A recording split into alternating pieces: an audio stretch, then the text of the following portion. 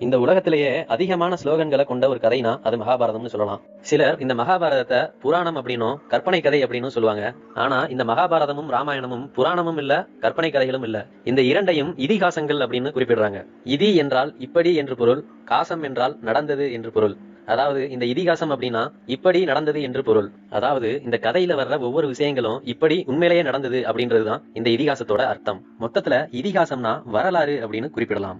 வரலாறுனா என்னன்னா முன்னாடி நடந்த ஒரு சம்பவத்தை இன்னைக்கு நம்ம குறிப்பிடும் போது அதை வரலாறு அப்படின்னு சொல்லுவோம். அதே மாதிரி மகாபாரத கதையும் ஒரு வரலாறு தான், அதுவும் முன்னாடி நடந்த ஒரு சம்பவம் தான். பொதுவா இந்த இதிகாசங்களும் புராணங்களும் தான் இந்த இந்து மதத்தோட முதுகெலும்பா இருக்கு. ஆனா இந்த இதிகாசங்களும் புராணங்களும் வேற வேற அப்படின்றது நம்மள பல பேருக்கு தெரிஞ்சிருக்க வாய்ப்பில்ல. புராணங்கள் அப்படின்னா ஒரு சம்பவம் நடந்து முடிஞ்சு அது பல யுகங்கள் கழிச்சு முனிவர்கள் தங்களோட ஞானக்கண்ணால பார்த்து அதை ஒரு கதையா எழுதுறதுதான் புராணங்கள்னு சொல்லலாம். ஆனா இந்த இதிகாசங்கள் அப்படின்றது இந்த புராணங்கள் மாதிரி கிடையாது. ஒரு சம்பவம் நடந்து கொண்டு இருக்கும் போதே அதை எழுதுறதுதான் இந்த இதிகாசம்.